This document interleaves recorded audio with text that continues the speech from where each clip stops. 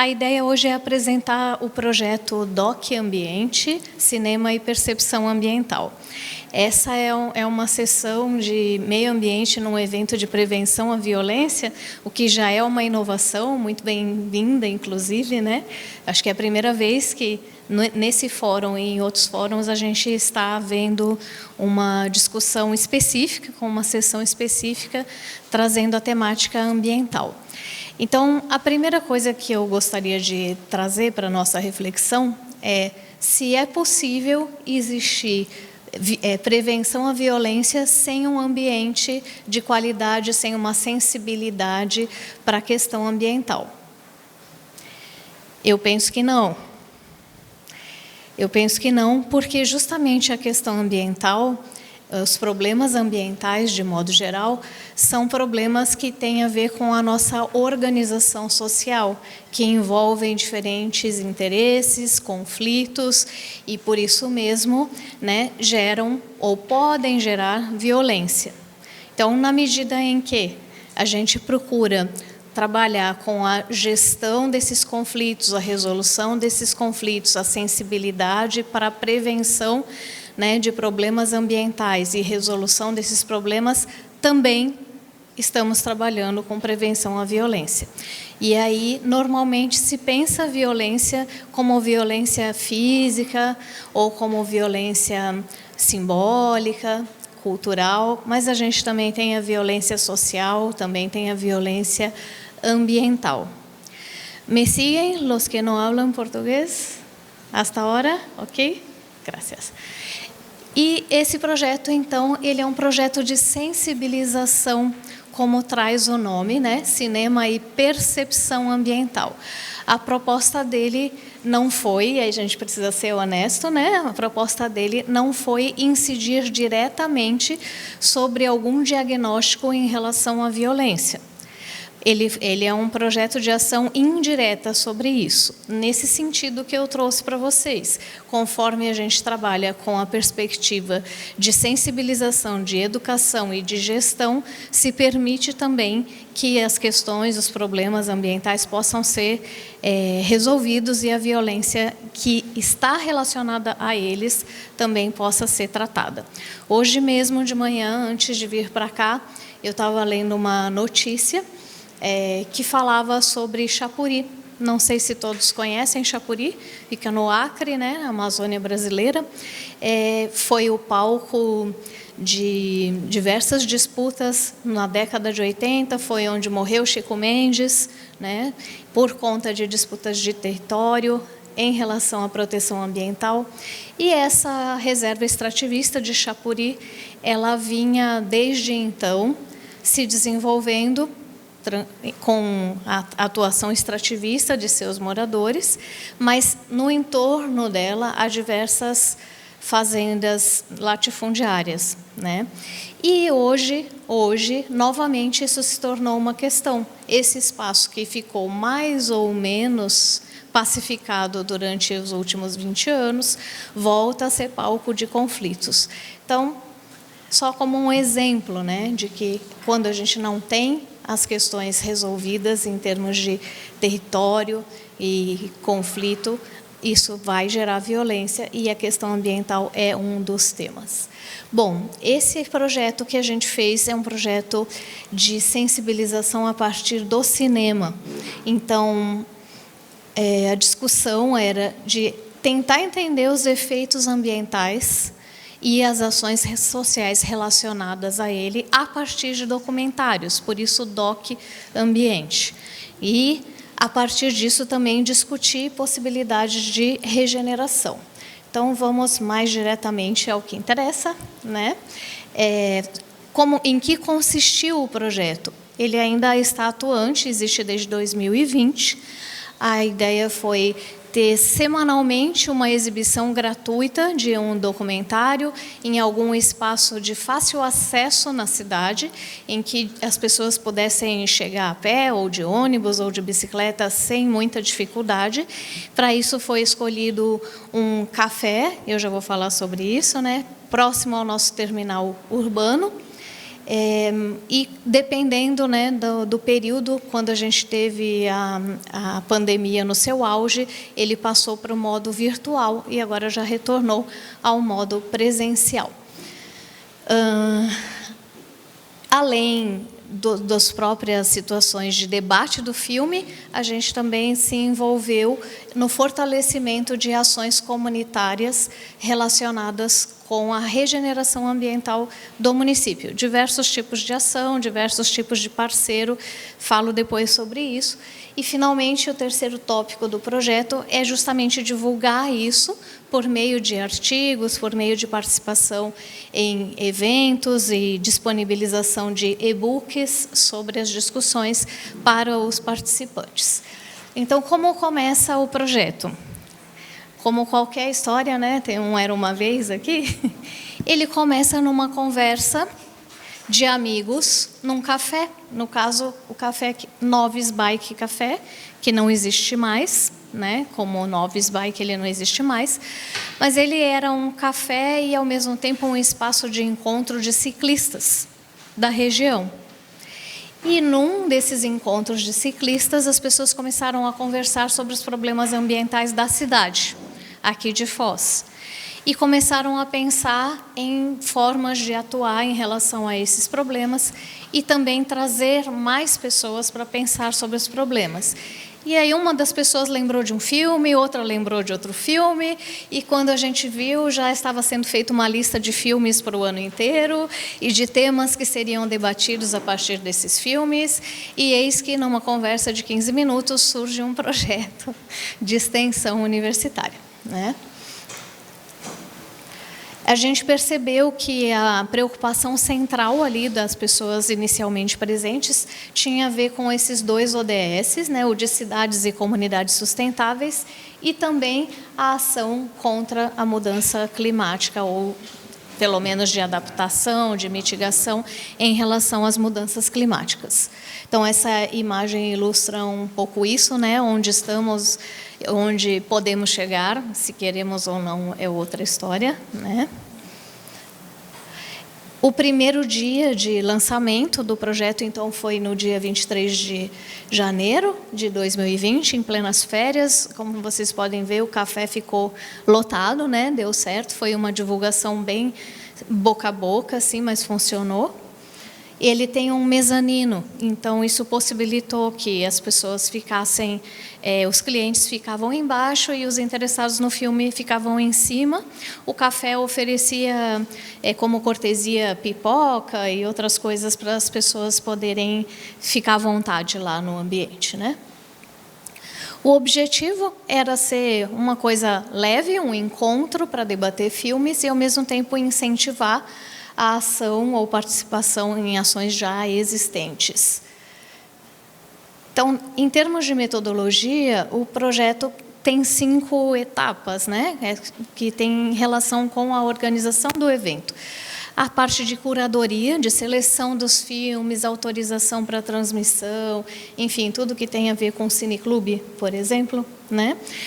Estabelecimento de parcerias, organizar uma forma de divulgação que seja ampla, alcance as pessoas, a própria exibição, o debate, agendamento de pessoas que possam contribuir com o debate específico de cada temática trazida, e depois, no pós-exibição, a organização de materiais a serem distribuídos para as pessoas que vieram assistir ou que acessam remotamente depois o registro do debate. Então, aqui foram as programações do primeiro e do segundo semestre, né, de 2020. No primeiro semestre, a gente se concentrou na questão das mudanças climáticas e na relação entre o oceano e a dinâmica climática da Terra, né? No segundo semestre, uma concentração mais na questão da produção de alimentos, segurança alimentar, agroecologia, e especialmente a questão da Amazônia, né? Os detalhes da situação agroecológica ou agropecuária da Amazônia. Então, essa é só uma ilustração do Seaspiracy. Aqui alguns dos filmes que nós debatemos, né? A Queda, Esse segundo aqui é sobre sementes no mundo, né? Esse daqui sobre Chico Mendes, exatamente. Aqui as pessoas que estavam participando. E aqui, para ilustrar, quando começou a pandemia, rapidamente a gente pensou numa forma de substituir a atividade, porque já havia um público, desde janeiro, semanalmente envolvido, e nós não gostaríamos que as pessoas deixassem de contar com esse espaço de interlocução e de fortalecimento mútuo. Então, nós pensamos em parceria com o Observatório Educador Ambiental Moema Wieser, do qual também faço parte, numa formação online que durou 5 semanas, né? E a temática era transição para sociedades sustentáveis. Então, numa série semanalmente, né, de debates a respeito disso, nós dividimos em etapas. Então, esse foi o primeiro encontro para falar exatamente sobre sociedades sustentáveis, e em seguida nós passamos aos aspectos centrais que requerem transição, continuam requerendo, né, que estruturam a nossa sociedade. Então, a questão econômica, depois a questão política, depois a questão educacional e científica, e as diferentes formas, não só a organização atual, mas as diferentes formas de superação ou de proposição de alternativas que estão hoje em curso no mundo, né? As consequências delas, as diferenças entre elas. Então, foi uma discussão nesse sentido. Já em 2021, nós decidimos dividir isso por temporadas. Então, foram 5 temporadas, a primeira especificamente sobre moradia, né? Ecocidades. Então, sempre nessa pauta positiva, pensando não apenas na denúncia, mas principalmente na adaptação, na superação, na proposição de coisas que possam lidar com os nossos principais problemas. Moradia é um dos principais problemas, né? Então, ecocidades foi o tema que a gente trabalhou na primeira temporada ali, e foi uma inovação nesse momento, foi a distribuição desse livro, o Chamado para a Liderança Regenerativa, e desse outro, Ecovilas, numa parceria com a editora Bambual. Então, a editora disponibilizou o download gratuito desses 2 livros aos participantes do evento, né, e que tivessem interesse em pensar sobre as suas possibilidades de contribuição com ecocidades.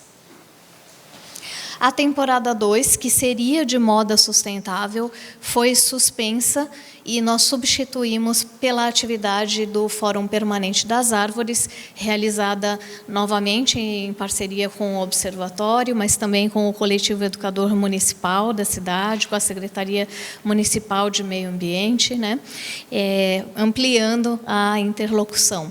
Então, olhando para o nosso município, a questão da arborização urbana é um tema de frequente disputa, de frequente conflito, né? E que gera violências até físicas, né? E com a diminuição das árvores no município, a gente tem uma perda de qualidade ambiental muito grande, não só em relação à temperatura, valor estético, cultural, turístico, mas também de saúde mesmo, né? Assim, eu não sei quem tem se dedicado mais a estudar essa questão da arborização, mas tem uma série de componentes bioquímicos das árvores que geram bem-estar, né, que contribuem com a reorganização fisiológica das pessoas, com a imunidade das pessoas, além da própria biodiversidade que acarreta, né, a presença de árvores e, enfim, os animais que vêm, insetos, pássaros, micro-organismos, em torno da sobrevivência nesses ecossistemas. Então, esse primeiro evento, ele foi o lançamento do fórum como um espaço de discussão permanente a respeito da arborização e da importância das árvores.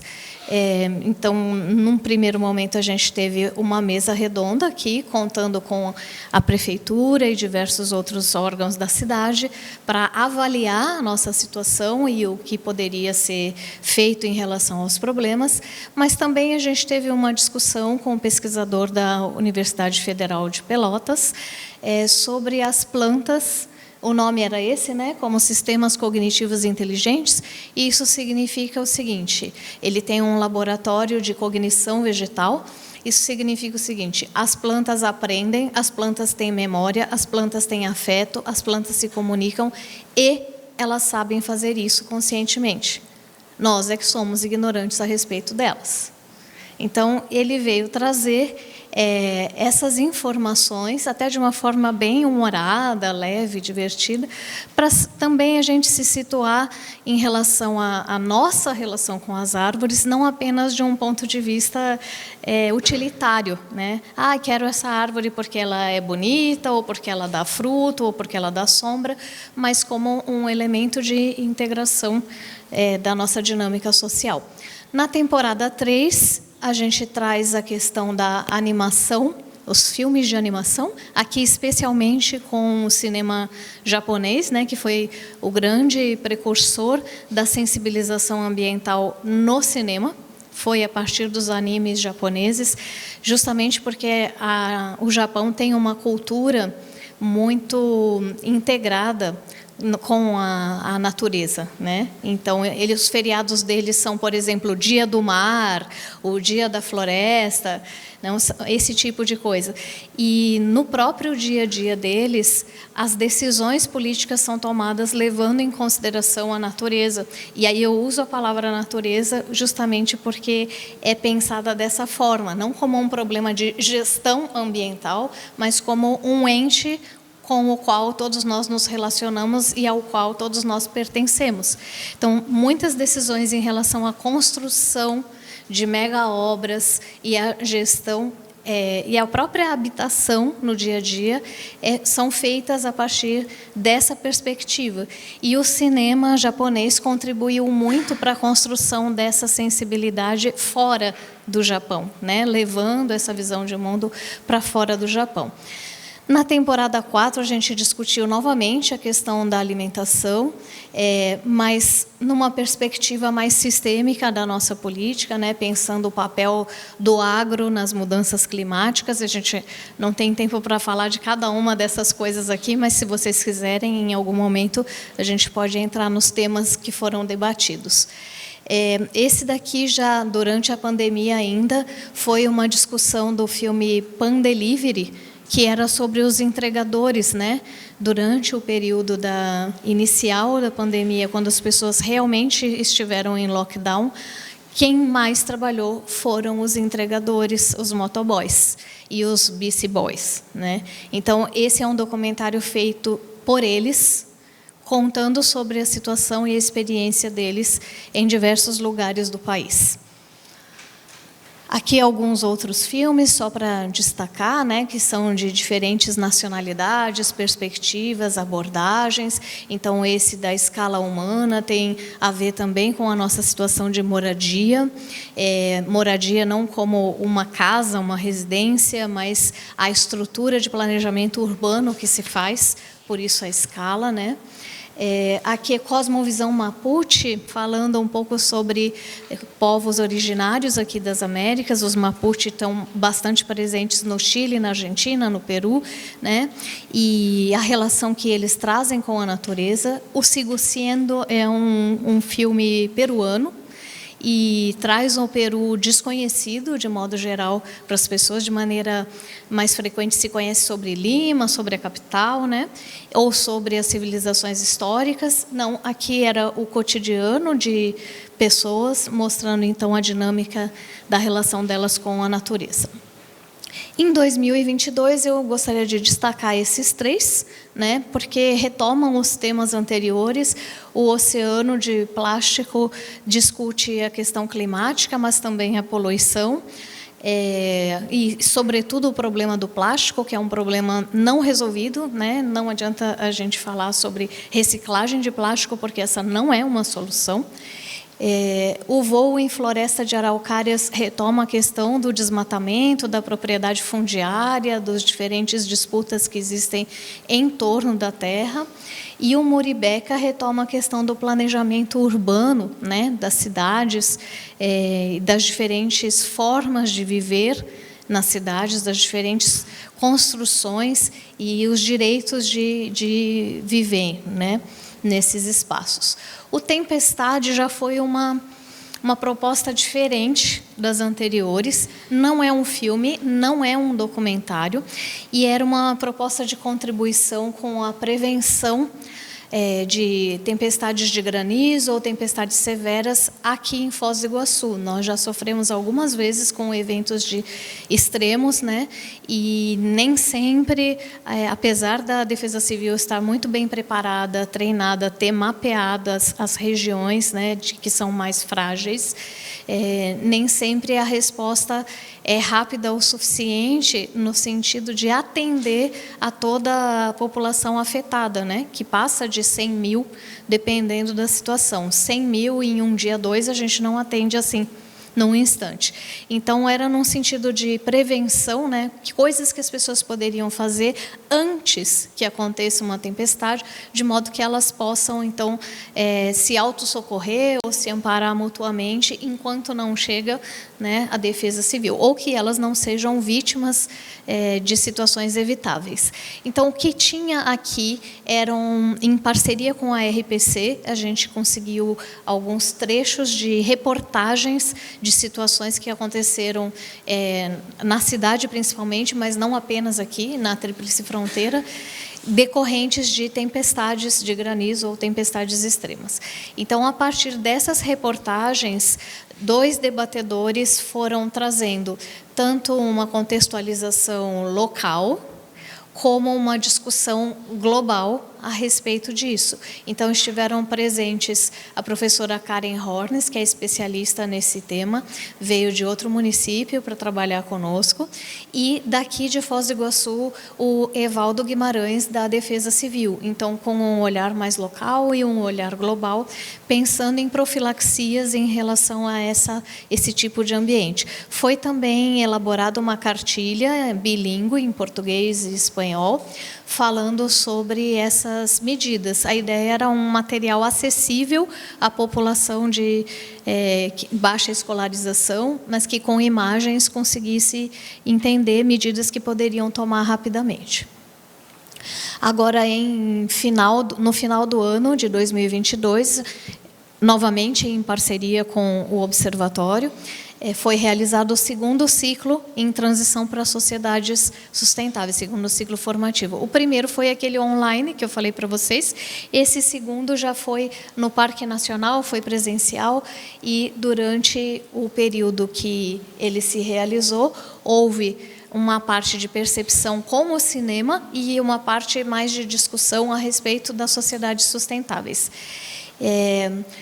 Então, indo diretamente para o nosso tema aqui da prevenção, vale lembrar que o ambiente saudável é um direito fundamental do ser humano, de qualquer ser humano.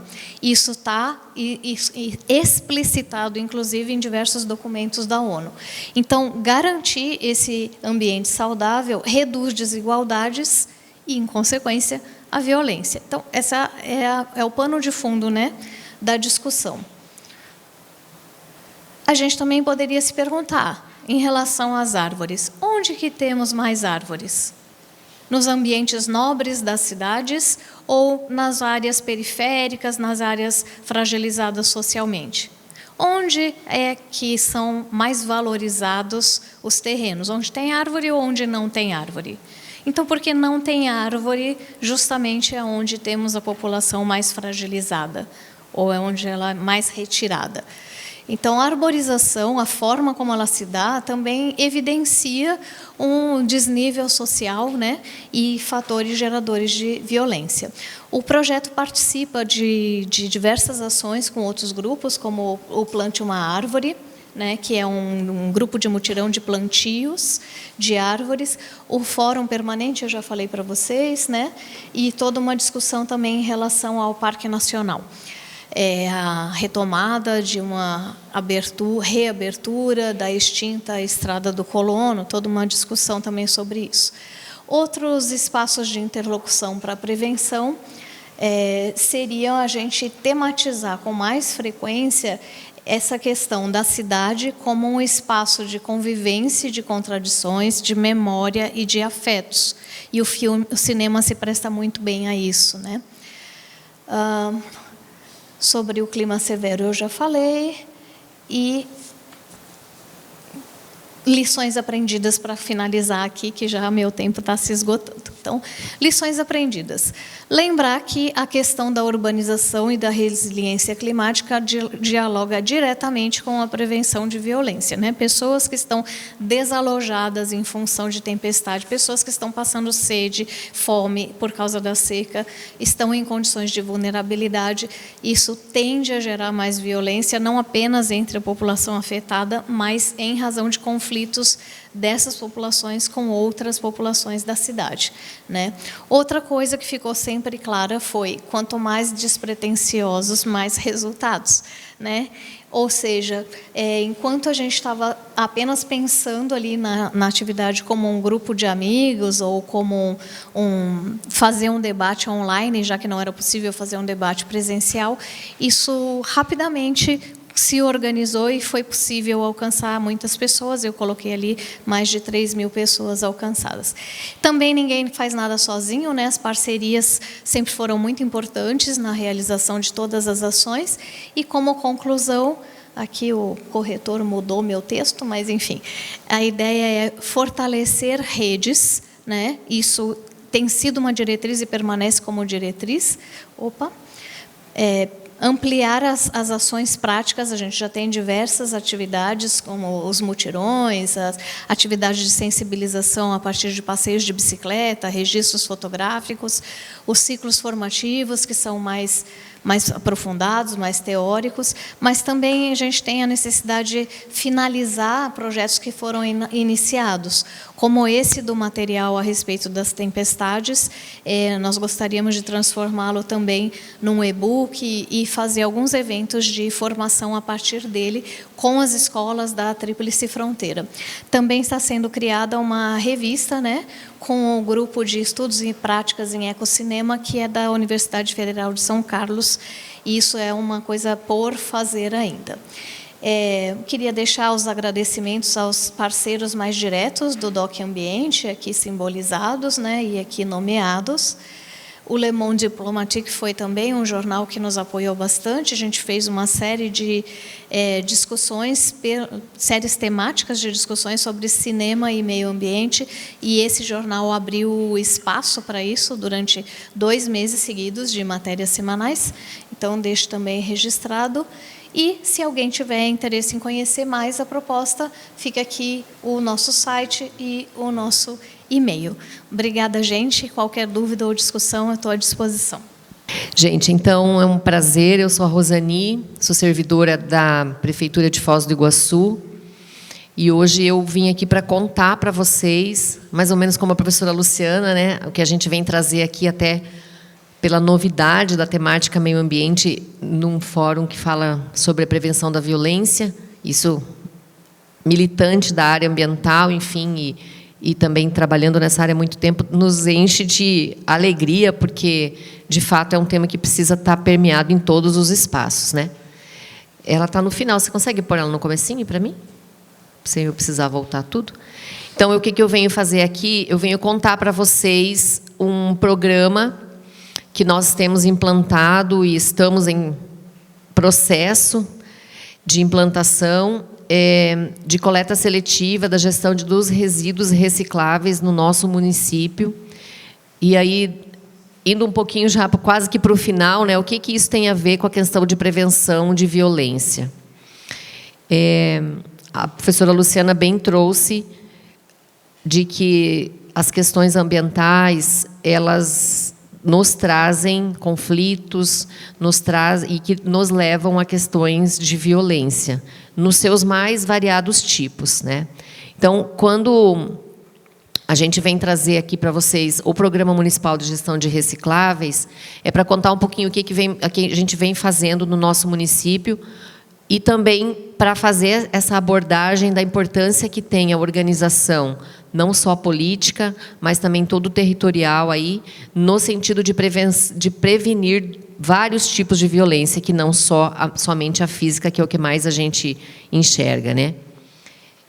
Então, eu queria só um pouquinho resumir para vocês, né? O que eu venho fazer é apresentar esse programa, o Programa de Gestão de Resíduos Recicláveis, mais conhecido como coleta seletiva, no nosso município. Ele acontece com a inclusão de catadores e catadoras de materiais recicláveis, e acho que essa é a parte bem importante que nos traz a questão de pensar e refletir sobre geração de violência ou a prevenção de violência, né?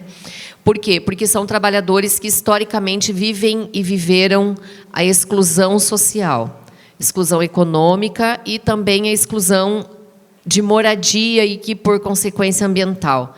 Porque são pessoas que moram nas periferias, nas áreas de ocupação, que têm infraestrutura ambiental mais debilitada, com mais dificuldade, e aí toda essa exclusão favorece vivências e situação de violência. Então, o programa, ele 100% ele acontece com o envolvimento e a contratação de cooperativas formadas por pessoas de baixa renda e que são catadores e catadoras de materiais recicláveis. Então, para a gente entender um pouquinho, o programa ele é muito novo na cidade, ele começou muito atrasado, ele teve início em 2017. Em momentos anteriores, houveram tentativas de implantar a coleta seletiva no município, com metodologias diferentes, que não com a inclusão de catadores, e, infelizmente, não funcionou. Então, a mudança de gestão política do município interrompeu processos que haviam sido iniciados. Então, em 2017, houve uma retomada, houve todo um diagnóstico da situação existente no município, da quantidade de catadores, da quantidade de cooperativas, da quantidade de espaços físicos que já existiam públicos para o trabalho com a gestão dos resíduos recicláveis. E aí, então, iniciou a construção de um programa, a busca das parcerias, porque são muitos investimentos financeiros também que precisam ser feitos. E, então, em 2017 é que teve início, né? Então, hoje estamos em 2023, por isso que eu disse que estamos em processo de implantação, porque ele não terminou ainda, né? Então, antigamente, nós tínhamos um lixão até 2021, era um lixão a céu aberto. Nesse lixão trabalhavam catadores de materiais recicláveis. A partir de 2021, com o fechamento do lixão e a construção de um aterro sanitário, esses catadores foram retirados do lixão e organizados na primeira organização de catadores. Foi primeiro uma cooperativa menor, que depois se tornou uma cooperativa que existe até hoje e está integrada ao programa de gerenciamento de resíduos. Então, temos hoje um aterro sanitário, né? A partir de 2021, nós temos um aterro sanitário, não trabalham catadores. E aí, nesse processo de 2001 até 2017, como eu disse, algumas iniciativas elas foram acontecendo muito tímidas e descontinuadas. Então, a construção de galpões, de barracões, para trabalhar os catadores dessa única cooperativa que formou-se com o fechamento do aterro e existiu até 2020 e o final de 2021 apenas uma cooperativa organizada. Mas a gente tem notícia de 2 associações, mas que se organizaram, mas que não perduraram. Não pagam seus impostos, não estão legalmente atualizados, e aí tem alguns problemas do ponto de vista legal, né, para que eles se integrem ao programa por associação, conforme eles estão organizados. Então, a partir de 2017, foi feita então, essa elaboração do programa, um convênio com a Itaipu Binacional e o governo do Estado para reforma, ampliação e construção dos barracões existentes, construção de novas estruturas e aquisição de equipamentos para melhorar o trabalho desses catadores e catadoras nas unidades e os caminhões para fazer a coleta. A gente vê muito, e esse não é infelizmente, não é um privilégio só nosso, né? Nós vemos muitos catadores que trabalham com os carrinhos nas ruas, nas vias, né? O programa municipal, ele não opera com a tração humana, ele não opera com os carrinhos, ele opera com caminhões. Então, o programa possui 8 caminhões, um caminhão para cada uma das UVRs, que são as unidades de valorização de recicláveis, os barracões onde trabalham os catadores. Todos esses carrinhos que a gente ainda encontra na rua são catadores autônomos. São os catadores que estão fora do programa. E aí nós temos vários motivos para eles estarem fora do programa, né? Primeiro, porque pelo último censo, pesquisa que nós fizemos, que foi feito, enfim, e que já faz tempo, existiam mais de 1.000 catadores. Com a pandemia, isso dobrou, aumentou muito, porque nós somos um município de base de economia de turismo, né? Então, o turismo foi uma das coisas mais afetadas durante a pandemia, enfim, a parte mais crítica da pandemia.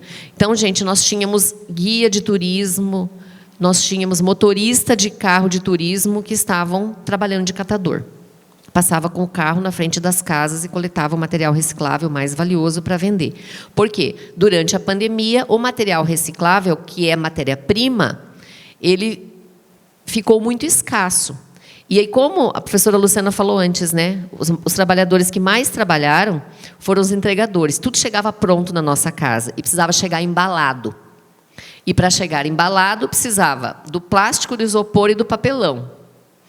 Então, aumentou muito a demanda pelo material reciclável, porque é a matéria-prima para a produção desses outros, e isso fez com que o valor do material reciclável aumentasse. E abriu mercado para quem não era do mercado e que precisava sobreviver. Então, a gente teve aí isso foi no finalzinho, foi quando nós conseguimos alcançar os 100% de cobertura do município com coleta, porque o programa começou de forma gradativa. As pessoas estavam aprendendo o dia que passava o caminhão na frente de casa, que o caminhão passa uma vez por semana na frente de cada uma das casas, em todas as ruas da cidade. E aí, então, o material estava disponível. Então, por que eu estou contando isso? Porque nós temos aí uma disputa, e uma disputa, na grande maioria das vezes, leva à violência, leva a conflitos, né? Nós temos uma disputa pelo material reciclável. Os catadores que trabalham de forma autônoma e que disputam com o programa, com os catadores que trabalham e estão integrados ao programa, eles muitas vezes não querem se organizar numa associação ou numa cooperativa, porque não tem a cultura de trabalhar junto, de obedecer o horário, de obedecer as regras, porque eles levantam e vão trabalhar no horário que eles querem ou no horário que eles podem. Muitas são mulheres que têm um acamado em casa, que têm um doente, que têm uma criança.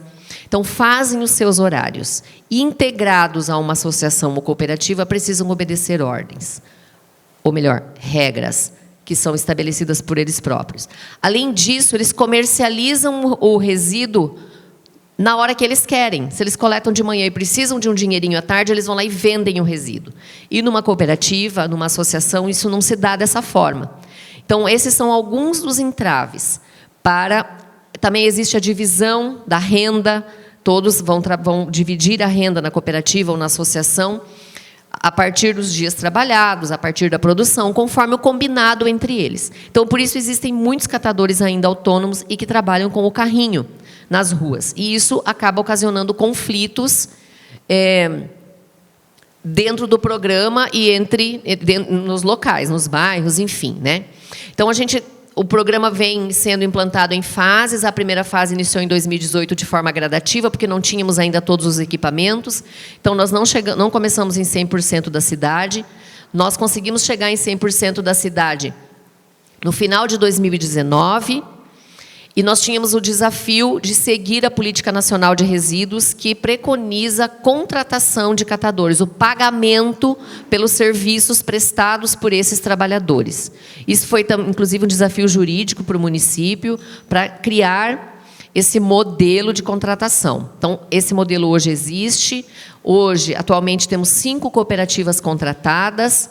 No final de 2020 para 2021, foram formadas 4 novas cooperativas, e a gente entende isso como um grande avanço, porque a oportunidade que os catadores autônomos também tiveram de se reorganizar e de acessar também esse programa e os serviços e a contratação. Então, atualmente, temos 5 cooperativas contratadas, 7 unidades de valorização de recicláveis em operação. Esses são os barracões onde trabalham os catadores. Quem que vai para a rua? O motorista do caminhão e 2 coletores. Todos os outros trabalham internamente dentro desse espaço físico. Paralelamente a todo esse processo de implantação, nós temos os trabalhos de educação ambiental, de orientação, de sensibilização, de conscientização, que vem sendo feito desde antes do programa iniciar, e ele é transversal. Ele não para. Com professores, com a rede formal, com as comunidades. Então, esse trabalho ele vai acontecendo de modo transversal. Aqui nós temos algumas imagens que ilustram um pouco tanto o trabalho de orientação como o trabalho de educação ambiental, e também a questão ali, o prefeito e a presidente de uma das cooperativas assinando o primeiro contrato, que não são esses 5 agora, esse é o primeiro que deu margem para a gente conseguir juridicamente avançar para ter hoje 5 contratos. Então, aqui é um pouquinho como que se deu essa ampliação do programa. Começou pela região norte, terminou na região sul do município, né? Nós temos essas informações todas disponíveis no site da prefeitura. Então, os investimentos que foram feitos, conforme eu disse para vocês, precisa de muito investimento, além da energia das pessoas, do trabalho de educação ambiental, investimentos financeiros. Então, se deram através de parcerias, de convênios com o governo do estado e com o governo federal. E aí, assim, quais os resultados nós temos e o que isso tem a ver com a prevenção de violência, né? Nós temos hoje 100% da área urbana do município com atendimento de coleta seletiva porta a porta. O caminhão passa uma vez por semana. Tem o dia certo de cada uma das ruas de quem mora em Foz para passar, não é? A minha rua é sempre na quarta-feira. Então, na quarta-feira, eu já deixo a semana inteira meu material reciclável, na quarta-feira eu coloco lá na frente para o caminhão levar. Às vezes, o catador autônomo passa antes do caminhão e leva, né? De qualquer forma, esse material não está chegando no aterro sanitário. É importante que a gente também entenda isso, que nós estamos num processo, né? Esses catadores autônomos precisam sentir segurança e ter incentivos para se incluir. E a gente está nesse processo. Nós temos 7 UVRs em operação, 3 são unidades novas e 4 foram reformadas.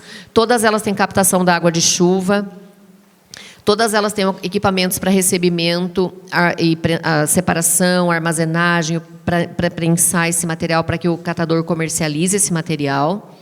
Nós estamos aí com, dessas 7 unidades, 6 unidades têm equipamento para fazer a biodigestão de resíduos orgânicos, com geração de gás de cozinha e biofertilizante, e que também é extensivo à comunidade do entorno dessa unidade, tá?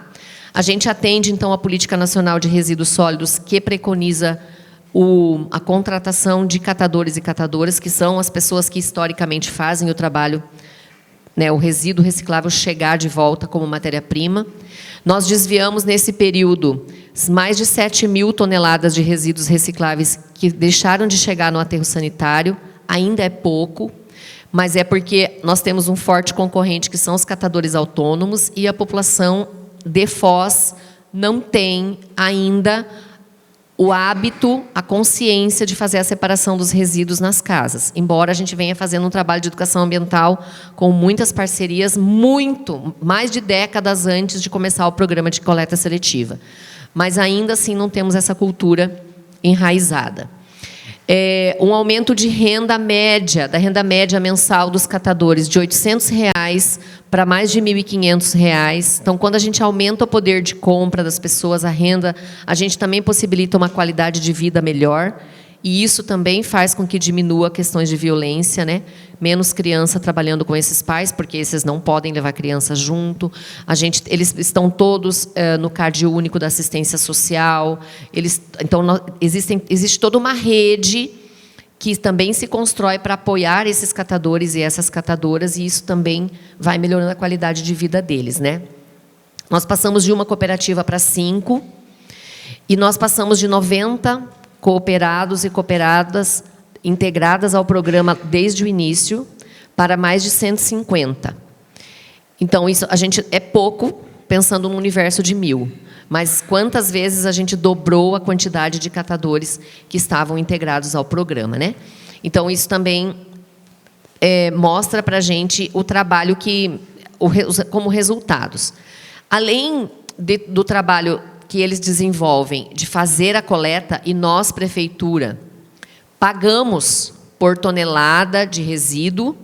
Além desse pagamento do serviço, nós criamos momentos e uma rede de apoio para fortalecer a autogestão desses catadores, dessas cooperativas. E estamos aí agora, depois de 1 ano, de 5 cooperativas contratadas, que no começo elas concorriam entre elas. É bem interessante a gente também entender isso. Isso são questões de conflitos e que levam à violência, né? Elas concorriam, uma cooperativa olhava para outra cooperativa como concorrente. Então, a gente demorou 1 ano trabalhando quase que uma vez por mês com o gestor, com o técnico da cooperativa, fazendo reuniões com eles, para que eles se entendam como parceiros e não concorrentes. Então, depois de 1 ano, a gente já tem conseguido muitos resultados bem positivos, para além do aumento da quantidade de resíduo que eles estão coletando, para além do aumento da renda. Estamos conseguindo resultados no sentido de ter abertura de fazer trabalhos somente com mulheres. Agora a gente conseguiu uma parceria com a Unila, de fazer um trabalho de empoderamento feminino. Por quê? Mais de 70% dos catadores que estão integrados a essas cooperativas são mulheres. As 5 cooperativas são presididas por mulheres. As 5 cooperativas, a vice-presidente são mulheres. Então, o que isso mostra para a gente? Que é um trabalho feito e gerido por mulheres em situação de vulnerabilidade. Muitas delas, a gente já tem notícia, em situação que passaram por violência doméstica, algumas ainda passam por violência doméstica, mas que a gente ainda não conseguiu fazer esse trabalho diretamente, porque tem toda uma questão de preconceito e de tabu, então a gente está indo com jeitinho. Agora conseguimos a Unila, junto com o PTI, Fundação Cultural, veio nos procurar como Secretaria de Meio Ambiente, e nós estendemos às cooperativas um projeto para trabalhar livros cartoneiros, mas que tem como fundo o empoderamento feminino. Então, a gente vai iniciar, e olha, para nós foi uma grande surpresa, até há pouco estava conversando com o pessoal da Unila, para nós foi uma grande surpresa, porque há 2 anos atrás, se a gente fizesse qualquer convite que fosse além do trabalho, dentro de uma UVR, a nossa resposta era sempre não. A gente não quer, a gente não tem tempo, a gente não precisa, a gente não pode. E as 7 UVRs aceitaram o convite de trabalhar o programa de cartoneiras. Então, a gente imagina que daqui 2 anos, ao final desse programa, teremos muitos bons resultados e frutos com relação ao empoderamento e até toda essa questão de rede aí de violência, especialmente do ponto de vista da violência feminina. Então, assim, a gente tem muito claro que é um programa que está sustentado no tripé da sustentabilidade, que considera a questão ambiental, social e econômica, pelas razões todas, né, que eu trouxe aqui. Por conta disso, nós entendemos que a geração de renda e a melhoria da qualidade de vida dessas pessoas as torna protagonistas da sua própria condição e melhora também o seu empoderamento, seja o feminino ou seja o masculino, né?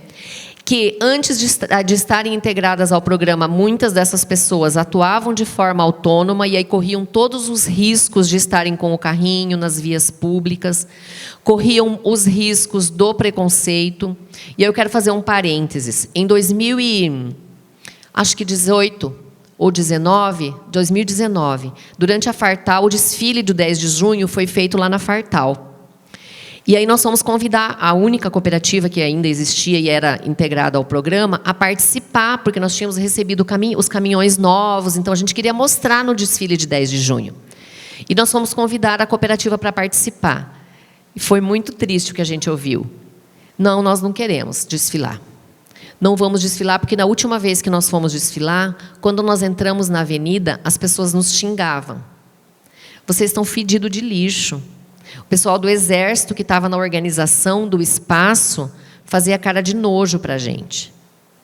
Então, a gente não precisa passar por isso. A gente está aqui fazendo nosso trabalho, nós não precisamos passar por isso. Gente, olha que tamanha violência, né? E aí nós fizemos todo um trabalho de convencimento com eles.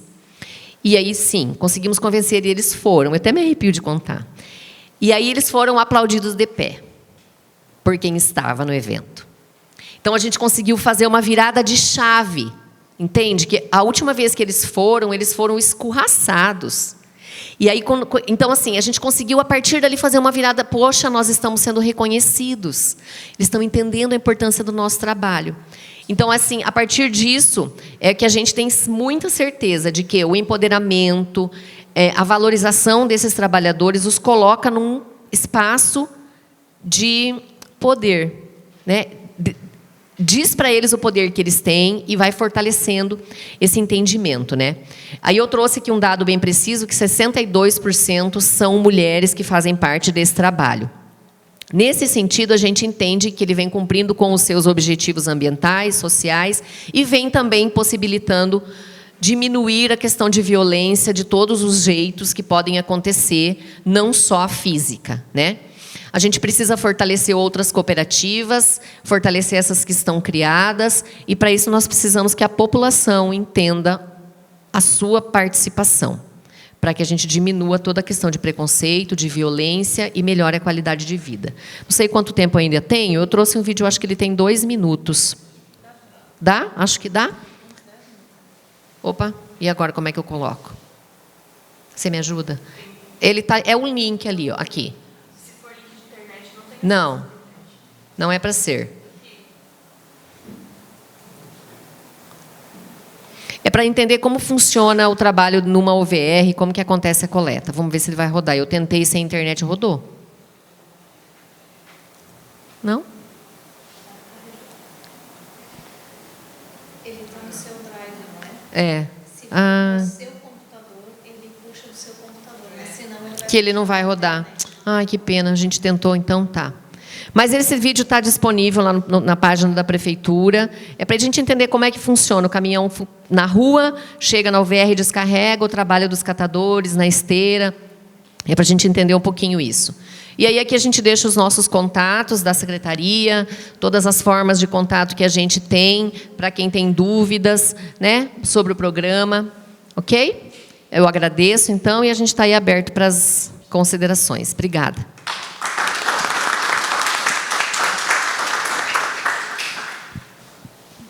Bien, el tema que yo voy a desarrollar hoy es asistencia psicológica en el Hospital Regional de Ciudad del Este.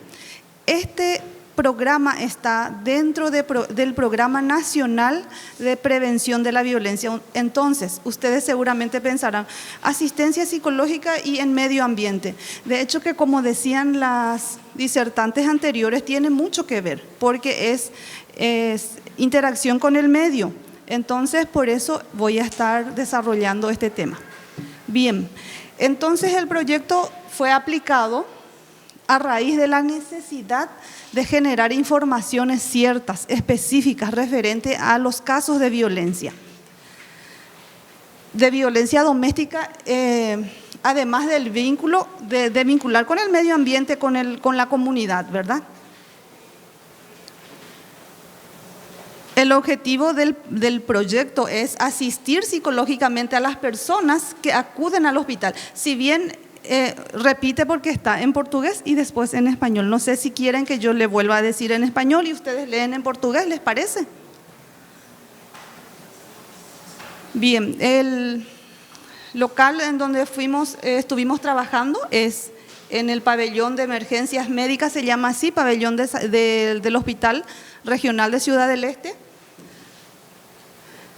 Estas son las acciones realizadas en la comunidad en prevención de violencia. Son algunas de las acciones que estuvimos realizando con el personal de Blanco también, en prevención a la violencia.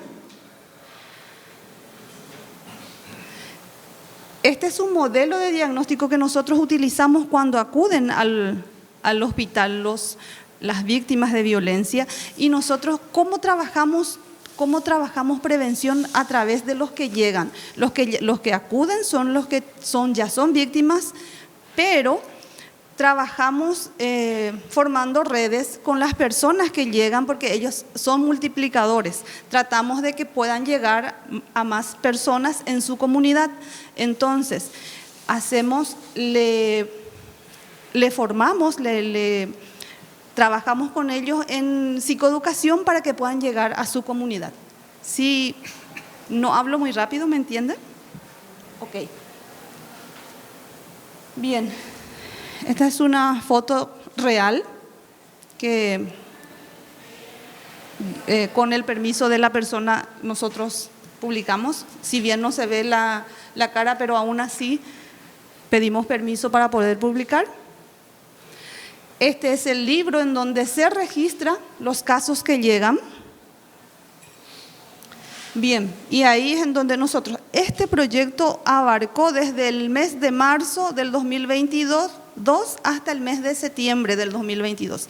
Entonces, lo que voy a estar desarrollando con ustedes es la cantidad según día de semana, durante de cada mes, a partir de marzo a septiembre. Entonces, en la semana de marzo, en donde hubo más, el 29% fue lunes. Y la ciudad, porque como las ciudades aledañas que llegan desde Minga, Franco, Hernandarias y Ciudad del Este, en donde hubo más casos fue en Ciudad del Este. Este es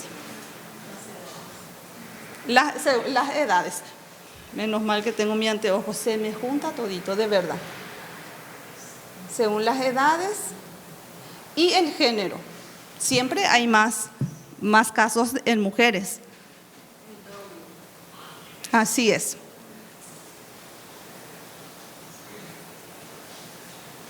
Este es según el diagnóstico, porque no todos son, también están las agresiones físicas por tercero, no solamente violencia doméstica.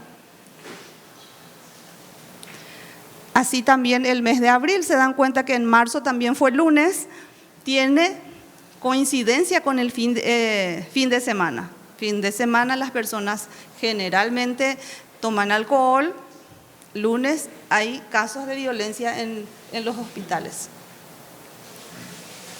También Ciudad del Este encabeza, y ahí las edades.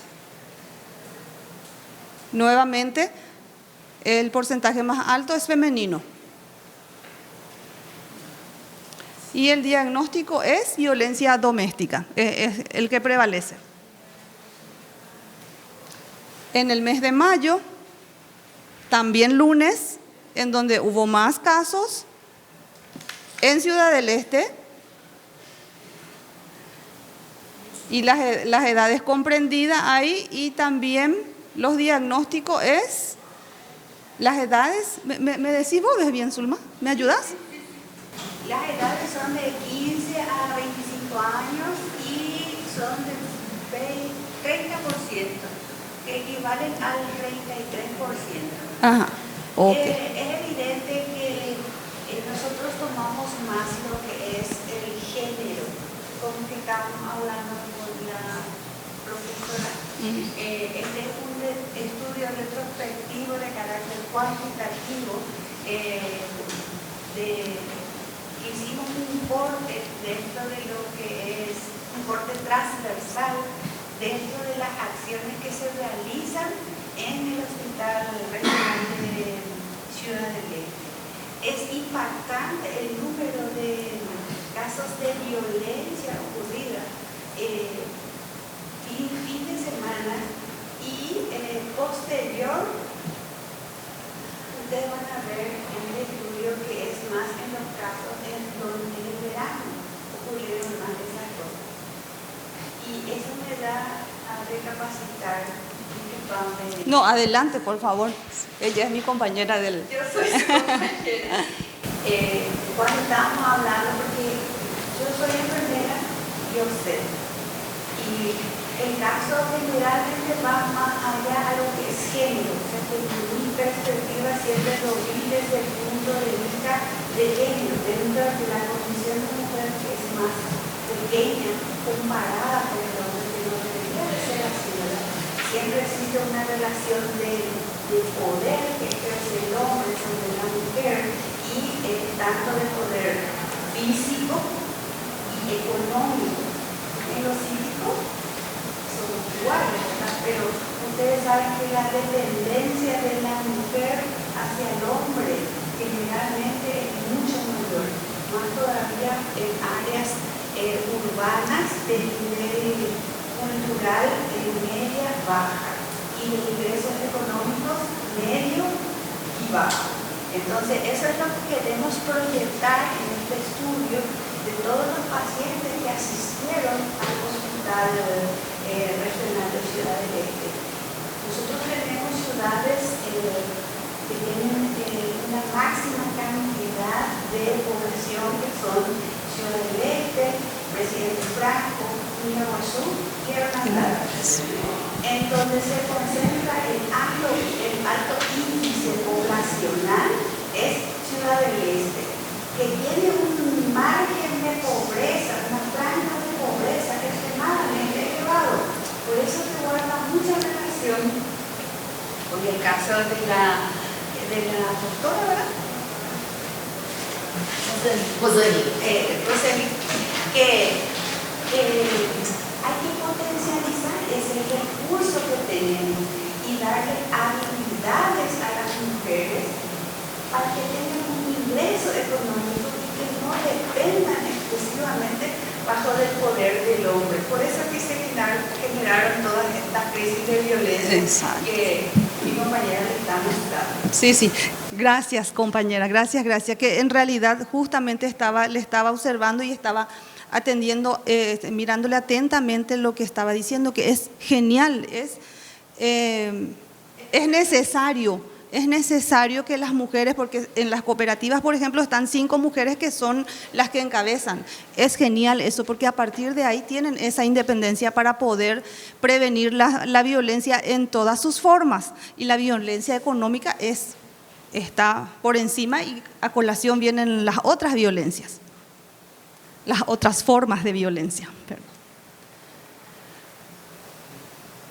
Bien, y siempre, en realidad, nosotros traemos para mostrarles mes a mes, pero englobando, en realidad, el índice mayor es en Ciudad del Este, siempre es día lunes, en la mayoría de los casos son mujeres los que acuden, en realidad también hay violencias de hombres. Los hombres también sufren violencia, solo que ellos no acuden tanto. Las mujeres ahora están aprendiendo más a acercar a pedir ayuda, pero los hombres también. De hecho que en menos porcentaje que las mujeres, pero sí también sufren violencia. Este es del mes de mayo. Con razón lo que yo me confundía todo, porque está en español, está en portugués. Es la misma cosa. ¿Qué es lo que pasa? Decía yo, porque otra vez la misma información. Bueno, junio, lunes, Ciudad del Este, las edades acá un poquito más variado y las mujeres encabezan en el porcentaje de prevalencia. El diagnóstico también es agresión por tercero, que también ahí es en donde subió un poquito más el porcentaje de hombres porque son agresiones por tercero. Ahí es en donde en lo de la violencia doméstica siempre prevalece las mujeres en los que sufren violencia. Este es del mes de julio, también es lunes, Ciudad del Este, adultos a partir de 36 a 40 años. Ahí es en donde me tranco porque no veo.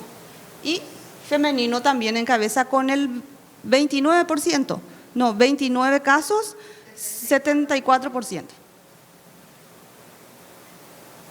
Violencia doméstica ahí es porque hay luego un margen muy grande de diferencia entre hombres y mujeres, entonces es violencia doméstica lo que encabeza. El mes de agosto es lo mismo, es día lunes, es en Ciudad del Este, adultos entre 18 y 25, con 42%, y mujeres también. Vamos a... mira, de cualquier manera es agresión por tercero en esto y mujeres también encabeza en el porcentaje de prevalencia. Acá en septiembre sí cambió un poquito. Fue domingo en donde hubo más casos de casos que llegaron al hospital. En Ciudad del Este encabeza también en la franja etaria de los femenino y agresión por tercero otra vez. En septiembre nosotros es este proyecto, este trabajito que yo vengo a mostrarles a ustedes es desde el mes de marzo al mes de septiembre. Si bien el trabajo se realiza todo el tiempo, nosotros estamos trabajando y a partir de este trabajo de poder contabilizar los casos, los días donde se originó, incluso esto también tiene una diferenciación de qué barrio incluso, que no nos pareció que no corresponde acá porque ustedes no van a manejar, el público no va a manejar lo que es referente a los barrios, pero sí también está discriminado por los barrios también a partir de ahí para tomar acciones de prevención en Ciudad del Este y en las ciudades aledañas. Bien, entonces podemos concluir que a partir del trabajo de forma constante y sistemática, además de obtener informaciones directas y confiables, se pueden ajustar para tomar decisiones importantes de los casos de violencia doméstica. A nivel personal yo puedo hablar que me encantó el trabajo porque a partir de ahí yo entendí mucho mejor a las personas que están pasando por esa situación y del por qué le cuesta mucho pedir ayuda. Entonces, es ahí en donde el trabajo de prevención fue más fuerte, porque a partir de empoderarle a esa mujer que llega, también puede trabajar en su comunidad, con sus amigas, con las personas que están en su entorno.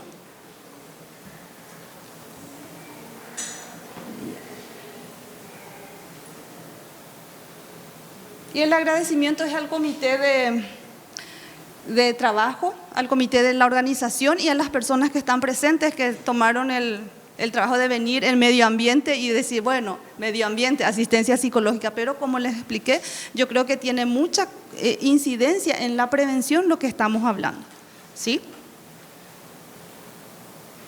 Este es mi contacto. Muchas gracias por la atención.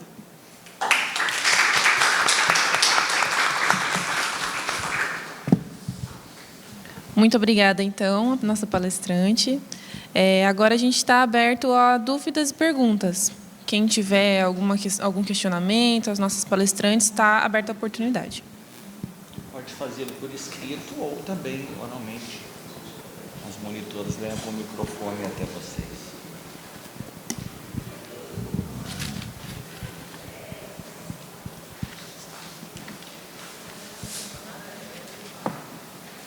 Para qualquer um dos temas. Eu convido vocês a falarem, porque a gente fica mais à vontade, né? Demora menos do que escrever, mandar um papelzinho. Sim. Yo creo que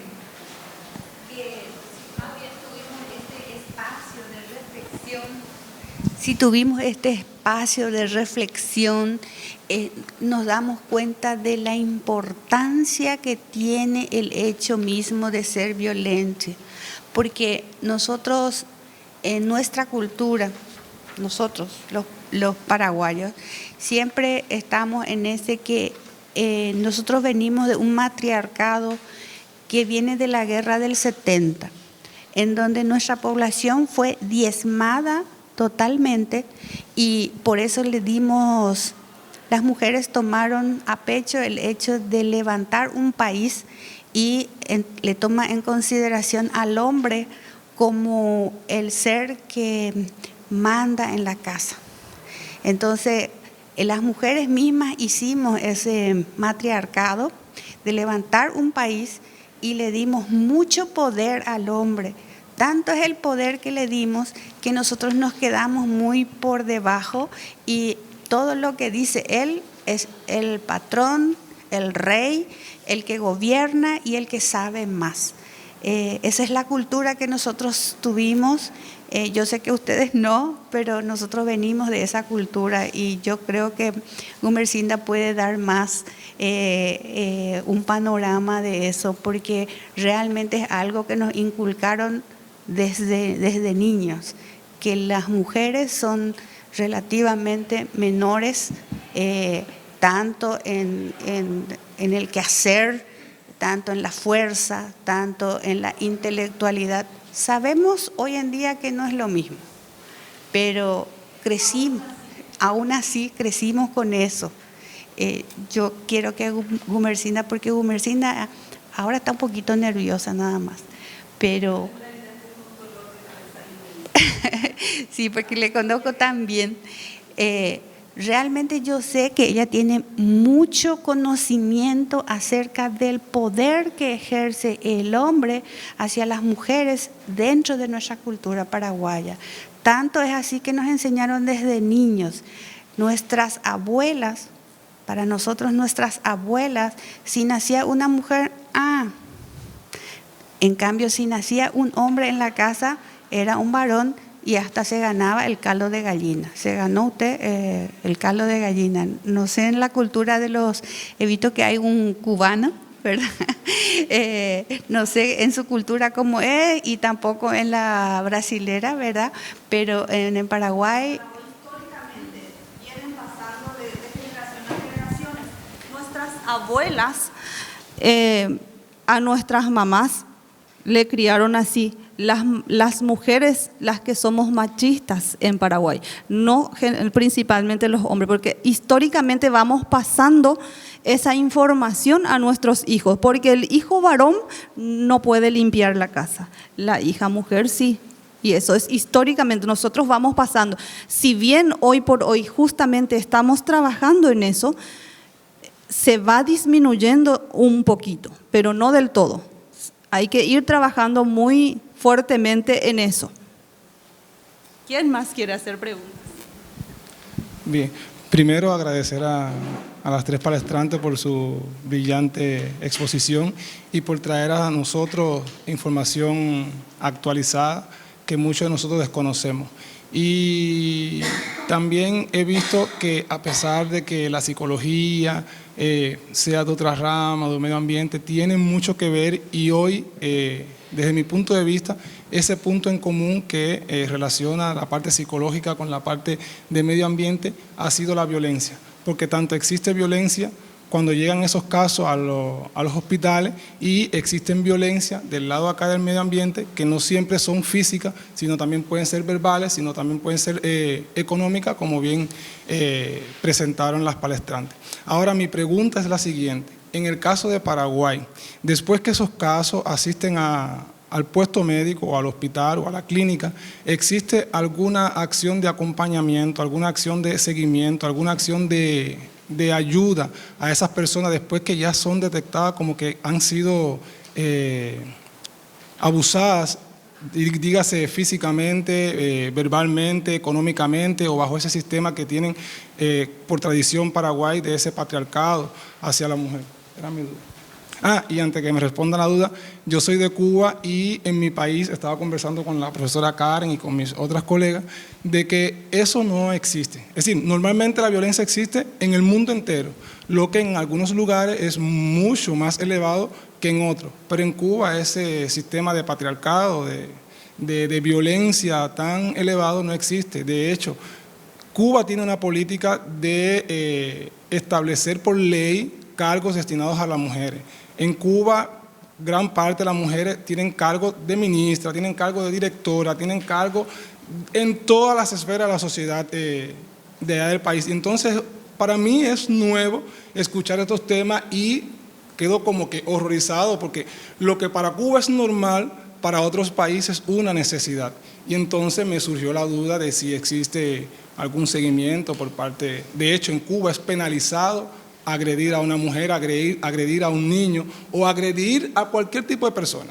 Estás en todo el derecho de asistir a un punto de la policía y realizar una denuncia de que usted fue agredido, tanto físico o verbal, o del tipo de agresión que ha sido recibido. Muchas gracias. ¿Ya le respondo? Sí, en Paraguay sí hay una institución que acompaña a las personas que pasan por situación de violencia, que es el Centro Regional de Mujeres. Es dependiente del Ministerio de la Mujer. Entonces, y ahí se trabaja multidisciplinariamente.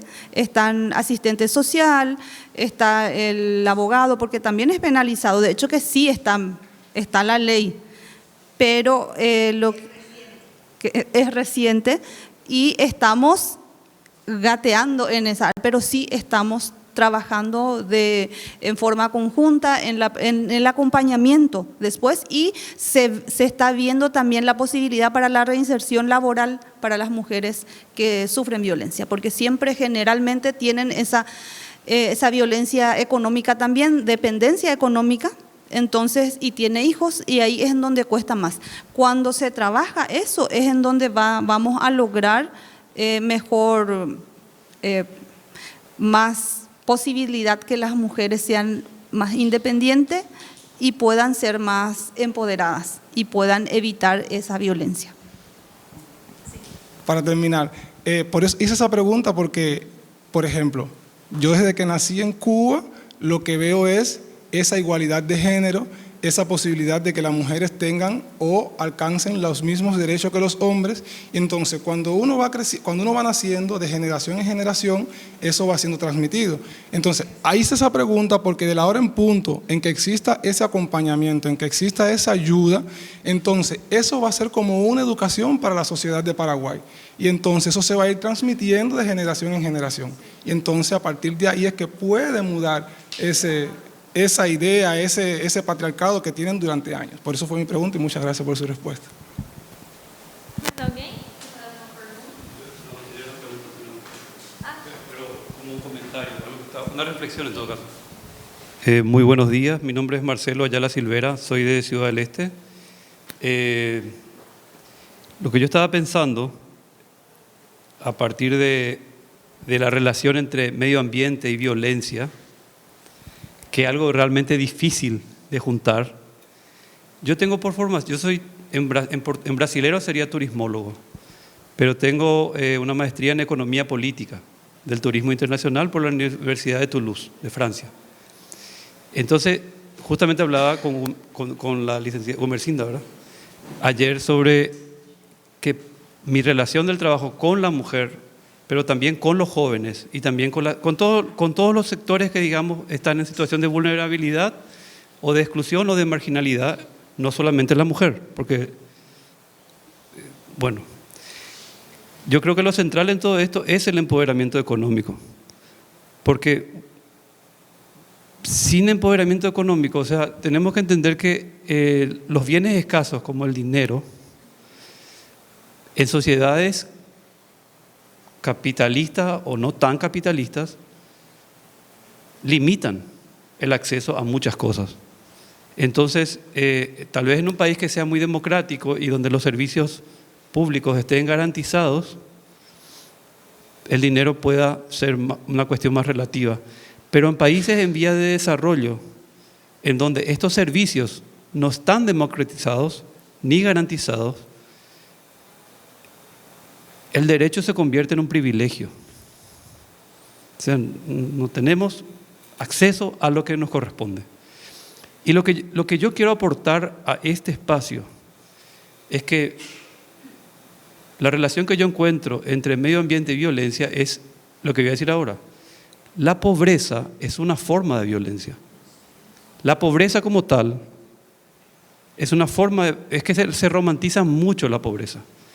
La gente más pobre, los pobres, ya sea por cuestiones ideológicas o por cuestiones religiosas. La pobreza se le pone en un cuadro, y en realidad vivir en pobreza es no tener garantía de buena moradía, de buena educación, de un ambiente limpio, medio ambiente limpio, acceso a agua potable, acceso a la cuestión sanitaria, o sea, como le dicen, sería lo que sería saneamiento básico, acceso a cultura, acceso a seguridad. Entonces, la pobreza en el centro de todo esto que mencioné es de todas las formas de violencia la más grande. Ya sea porque es una violencia pasiva. Pero están allá y yo acá, yo no les hago nada a ellos. Realmente no le estás haciendo nada, pero tampoco estás haciendo nada para quitarles de esa situación. Entonces, mi aporte relacionando educación ambiental, gestión de residuos y violencia intrafamiliar desde la perspectiva de la asistencia psicológica, es que hay que entender que el simple hecho de vivir en una situación de pobreza es una forma de violencia. Entonces, si queremos que las poblaciones más vulnerables sufran menos efectos de violencia, necesitamos que haya algo que se llama movilidad social. Y la movilidad social se da a través de la educación y el trabajo. Entonces, lo que tenemos que hacer es que estas personas que están en situación de vulnerabilidad hagan movilidad social, que es ascender. Esa ascensión tiene que darse a través de la educación y el trabajo. Porque si es solamente a través de la educación y no hay trabajo, estamos cayendo en subsidio. Y no me viene el nombre ahora, pero hay un paraguayo que se fue a los Estados Unidos a estudiar la pobreza. Y una de las conclusiones de su tesis era de que lo que erradica la pobreza no es el subsidio, es el trabajo digno y bien remunerado. Porque todos acá de alguna u otra forma trabajan. Y los que no trabajan todavía porque están estudiando, de alguna forma, no sé, es bueno recibir la remuneración de tu trabajo y saber que ese dinero que tenés en tu bolsillo es tuyo por algo que hiciste, y el trabajo como una forma de realización personal. Entonces, con esto quiero terminar, centrémonos en erradicar la pobreza, porque erradicando la pobreza, erradicaremos muchas formas de violencia activa y pasiva, a través del trabajo remunerado de forma digna, el trabajo con todas las garantías que el trabajador debe tener, y también a través de eso, educación, salud y cultura. Pero para mí lo central en todo esto es la erradicación de la pobreza y el empoderamiento económico. Fiquem à vontade para... Fiquem à vontade. Mania de professora, tá, gente? Se vocês não se importarem, a gente fazer um círculo, acho que ficamos mais à vontade para conversar, né? Me parece que la cuestión es un poco más sistémica, o sea que la erradicación de la pobreza puede ser hecha de una manera que genere violencia en otros sentidos, y también puede ser hecha de una manera que termine con la violencia, que elimine la violencia. Entonces, como estamos tratando de cruzar con la cuestión ambiental, me acordé de dos tipos de proyectos que hacen la convergencia entre las cosas. Por ejemplo, una amiga que trabaja con detentas, mujeres encarceladas, y que estaban en situación de violencia antes de irse al presidio y después seguramente más. Y entonces empezaron a trabajar con plantación, huertas. Con este trabajo, las mujeres estaban fuera del cárcel, estaban plantando, haciendo huertas, recibían por este trabajo, sí había remuneración, y no solo la remuneración, pero el hecho de estar plantando al aire libre, estar generando su propio alimento y el alimento de otros, estar en contacto con la tierra, con los animalitos ahí, todo que viene con el tema de plantar, eso sanó problemas que tenían entre ellas, las acercó una de las otras afectivamente.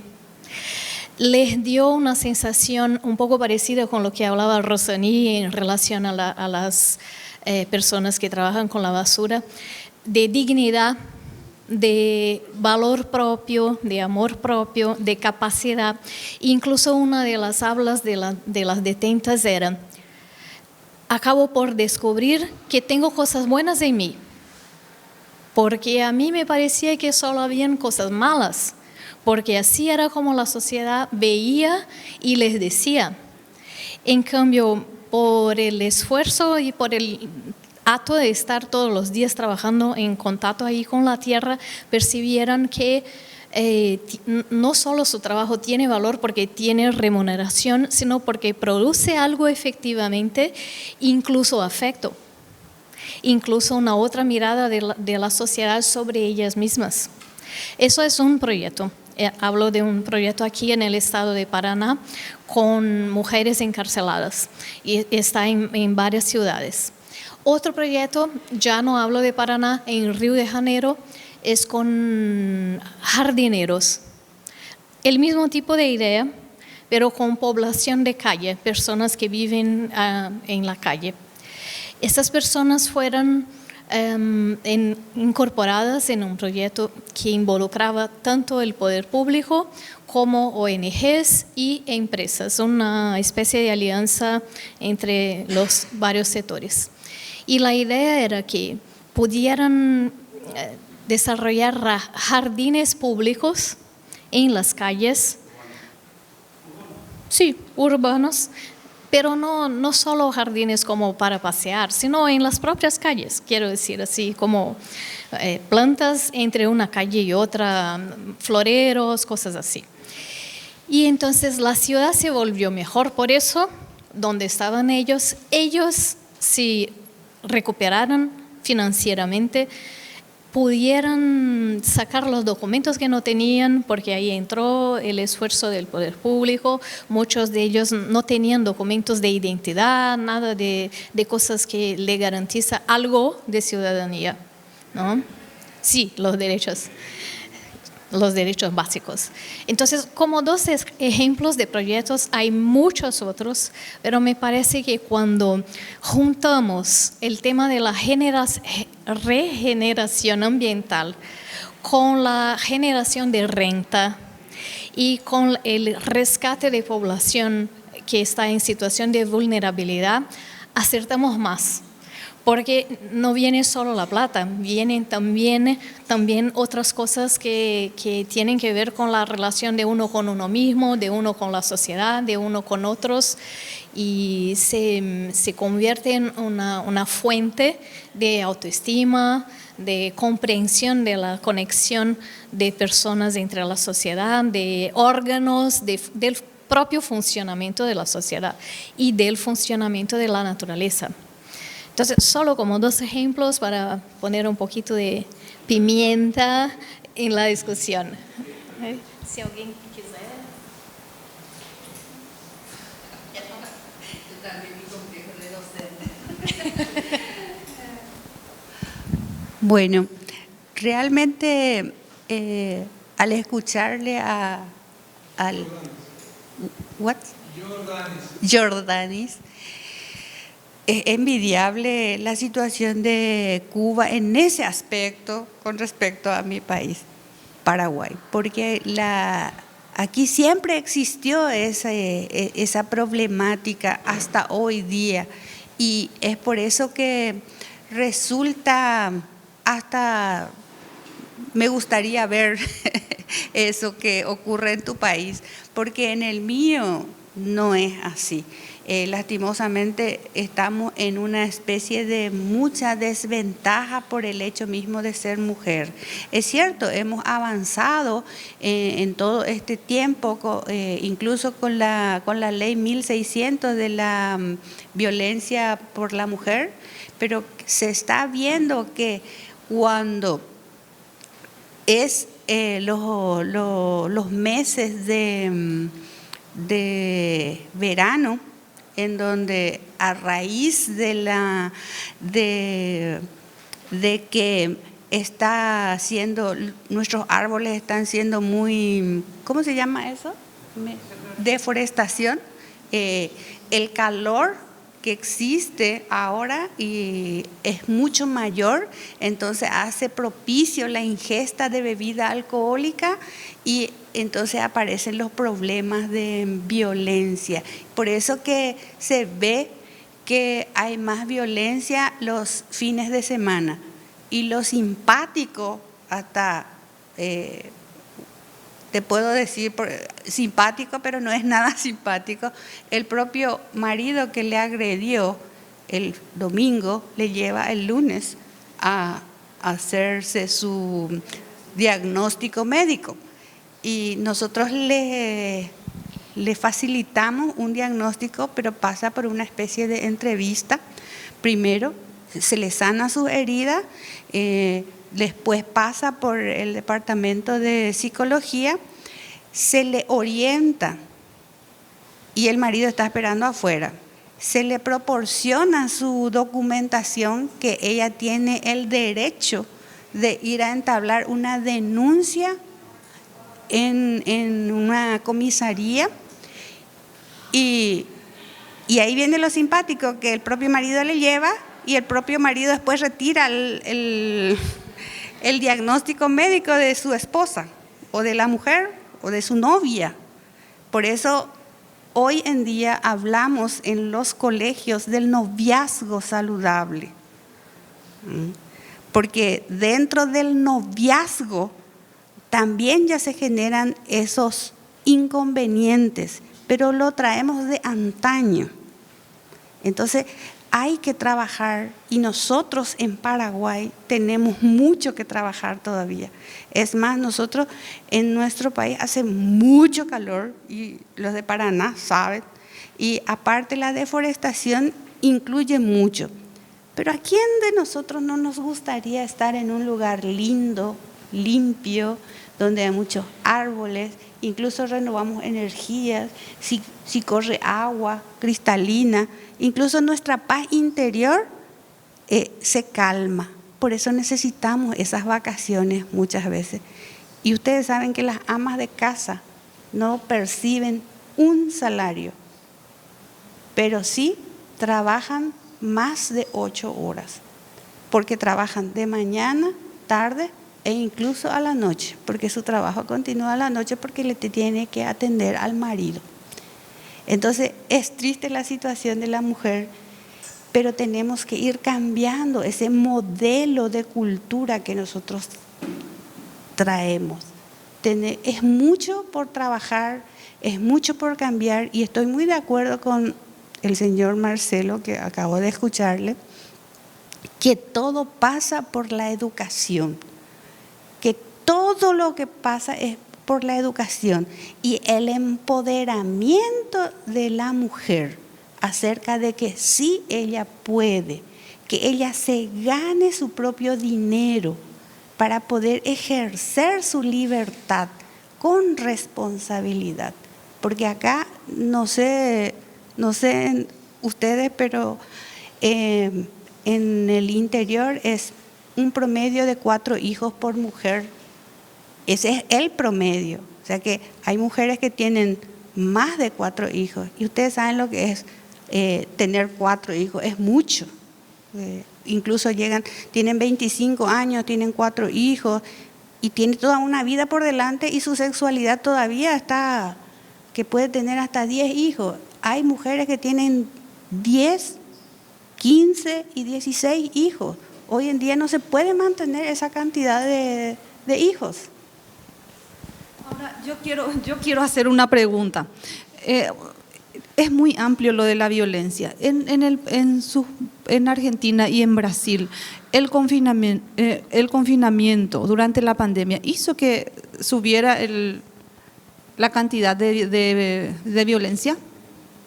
Sí, porque en Paraguay disparó. Cuando se quedaron las personas todos en la casa, disparó los casos de violencia. Entonces, los problemas que estaban tal vez un poco más distribuidos en el tiempo se concentraron, entonces las rivalidades aparecieron, la plata escaseó. exacto. Después volvemos a lo que dijo el señor Marcelo. El alcohol Aumentó, así es. Bueno, ¿quién quiere el micrófono? Sí.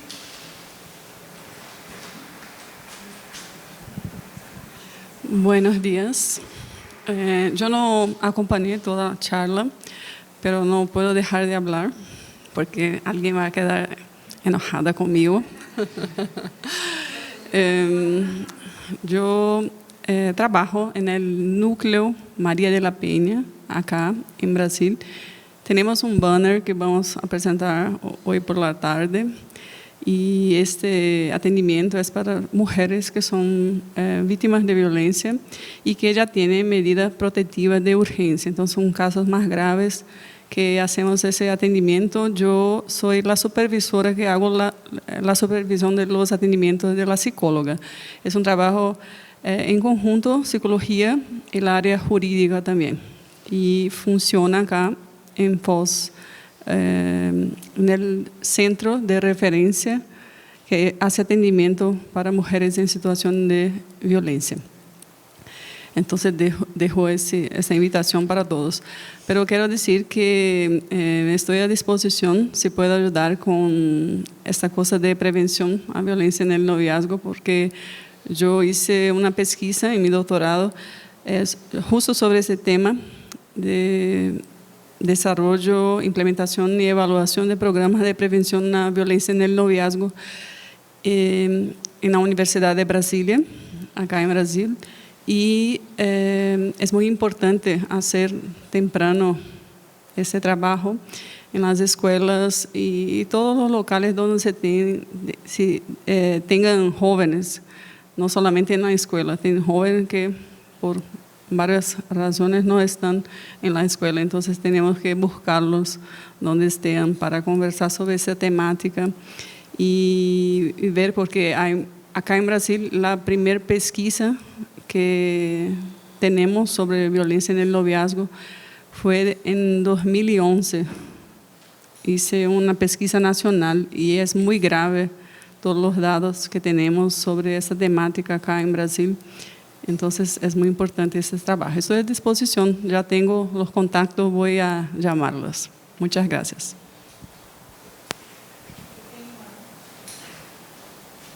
Eu tenho uma pergunta para a nossa colega. Com relação à violência, né, você comentou durante a palestra que há agressões, às vezes, físicas, né, agressões de fato, entre catadores cooperados e os que trabalham individual, né? Com relação a esses catadores cooperados que sofrem a agressão, a cooperativa tem um acompanhamento para eles, um acompanhamento psicológico, tanto para homens quanto para mulheres, né? Porque a gente está citando bastante as mulheres, mas como foi dito, homens também sofrem violência. Há um acompanhamento psicológico para eles? A cooperativa desenvolve? Acho que talvez não tenha me feito entender. A gente não tem nenhum caso que foi a vias de fato da violência física.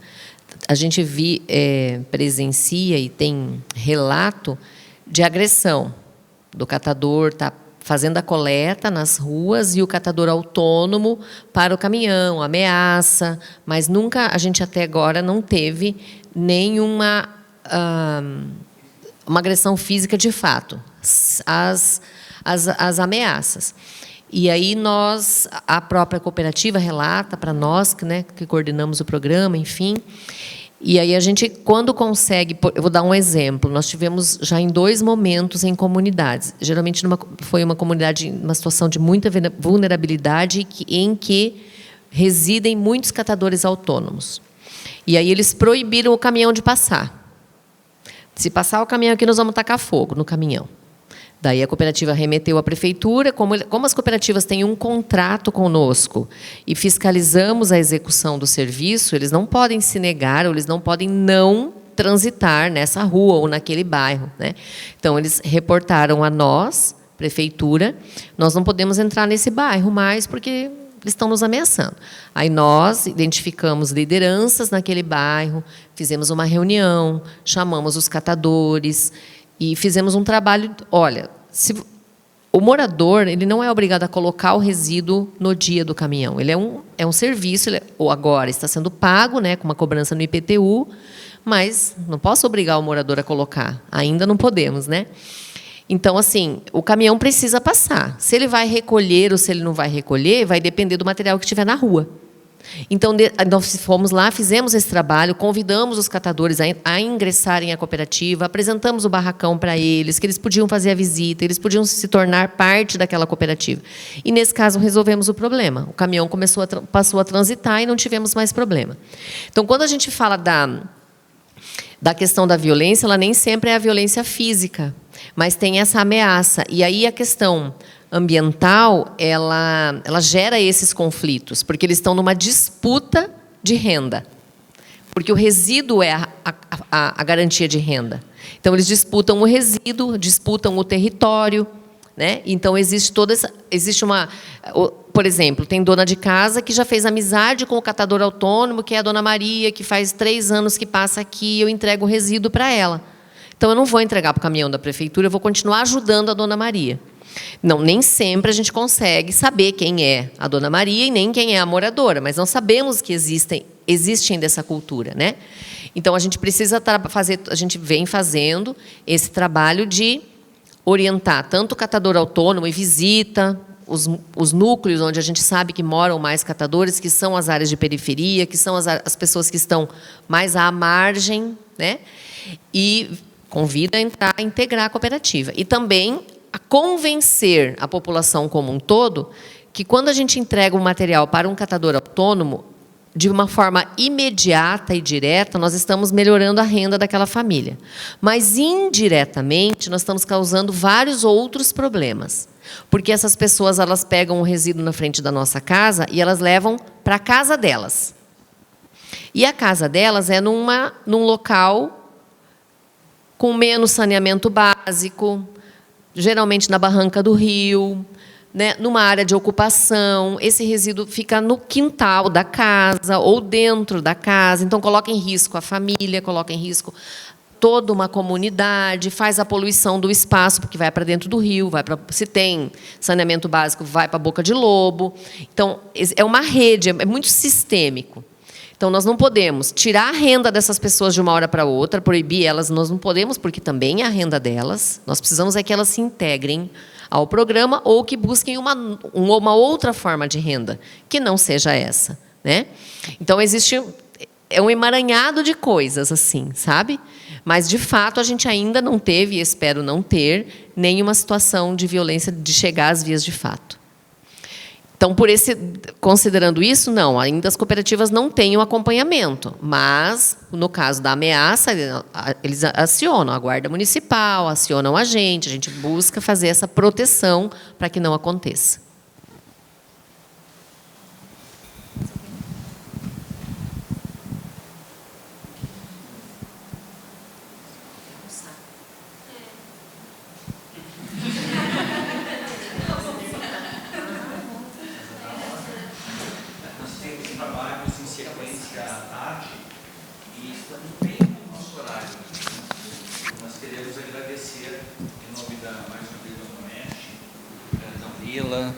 Da usina binacional e também da Prefeitura Municipal e demais parceiros por esse evento fantástico, né? Eu imagino os debates que ocorreram nas outras salas temáticas também, né?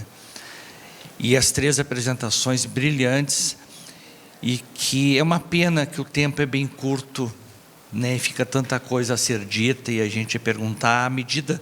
Certamente, ficando mais tempo aqui, a gente ia perdendo mais a vergonha e ia perguntando mais, né? Mas fica o gosto da gente encontrar de novo nas instituições e continuar essa conversa, né? Nós agradecemos imensamente vossas presenças. Retornem para as atividades da tarde e muito obrigado mais uma vez.